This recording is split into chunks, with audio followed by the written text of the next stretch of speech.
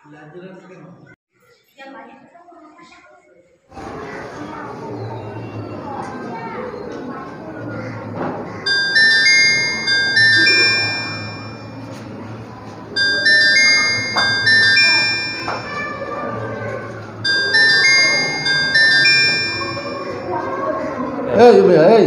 মোবাইলটা কি বন্ধ করে রাখা আছে না?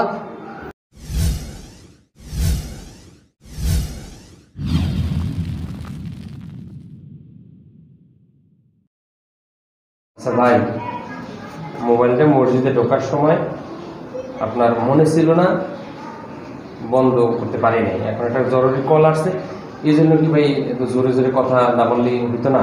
আরে ভাই, মোবাইলে মসজিদে ঢোকার সময় দেখতে হইব মোবাইলটা বন্ধ করে আস। আপনার লেগে 10 জনের বিরক্ত বোধ হয়। আর এই যে মোবাইলটা বাজ দিয়ে আছে মোবাইলটা আপনি যখন মসজিদে ঢোকেন শুনকা একটু বন্ধ করে আসবেন না?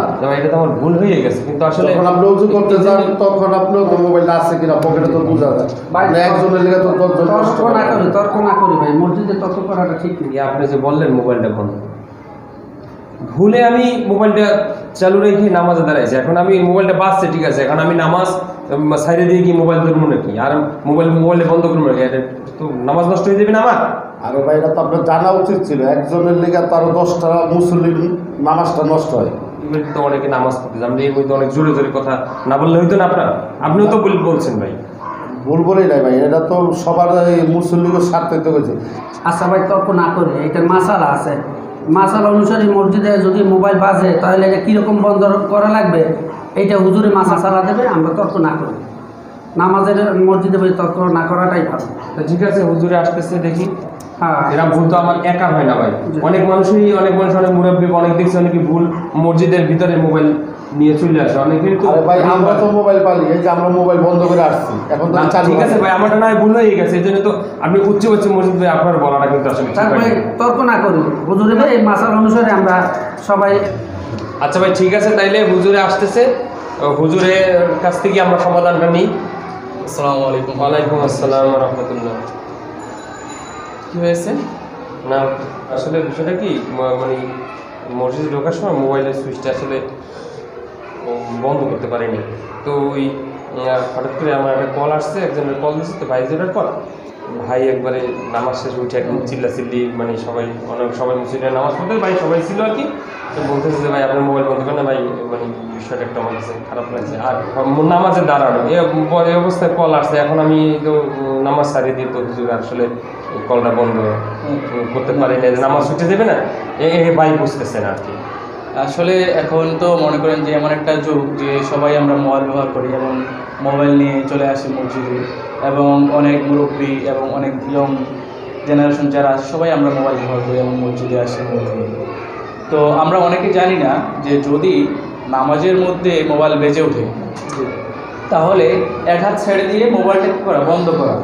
ফতোয়ায়ে শামী এবং ফতোয়ায়ে কাজিবানের 1 নম্বর খণ্ডে, দুইটারই 1 নম্বর খণ্ডে বলা হয়েছে যে তোমরা যদি মসজিদে যাও আর ওই অবস্থায় তোমার যদি মোবাইল বেজে ওঠে তাহলে তুমি একটা হাত ছেড়ে দিয়ে, যে কোনো অবস্থায় সেজদায় হোক রুকুতে হোক, একটা হাত ছেড়ে দিয়ে মোবাইলটা তুমি বন্ধ করবে। অনেক মানুষ আছে যারা এক হাত দিয়ে মোবাইল বন্ধ করতে পারে না, তো তারা পুরো নামাজটা ভেঙে দিয়ে, পুরো নামাজ ছেড়ে দিয়ে 2 হাত দিয়ে মোবাইলটা বন্ধ করে তারপরে আবার নতুন করে শুরু থেকে নামাজে নিয়োগ করতে হবে। নামাজ শেষ করার পরে অনেকজনে ওই মানুষটিকে সবাই গালমন্দ করে, সামনে থেকে পিছন থেকে, চাই সে মুরব্বী হোক অথবা ইয়ং জেনারেশন যেই হোক না কেন, আমরা কী করি, গালমন্দ করি। আসলে এটা কিন্তু ঠিক না। আপনার দ্বারা একটা মানুষ যখন কষ্ট পায় তার মনটা ভেঙে যায়, আর এই জন্য আমরা তাকে গালি না দিয়ে আমরা তাকে ভালো ভাষায় ভালোভাবে সুন্দরভাবে বুঝিয়ে বলবো যে নামাজের মধ্যে মোবাইল যদি আমরা আনি এবং বন্ধ না করি তাহলে 10 জনের নামাজ ভেঙে যাবে এবং 10 জনের নামাজ ক্ষতি হবে। এটা ভালোভাবে বুঝিয়ে বলাটাই উত্তম এবং মুমিনের কাজ। তাহলে হুজুর আমরা এরপরে যদি মোবাইল যদি ভুলে আমরা বন্ধ না করে মসজিদে ঢুকে পড়লাম, যদি কেউ কল দেয় তা আমরা এক হাত দিয়ে বন্ধ করতে পারবো? হ্যাঁ, এক হাত দিয়ে বন্ধ করতে হবে। ঠিক আছে, আসলে মাসালাটা জেনে অনেক উপকৃত হলাম, এরপর থেকে আমরা আমল করার চেষ্টা করবো ইনশাআল্লাহ।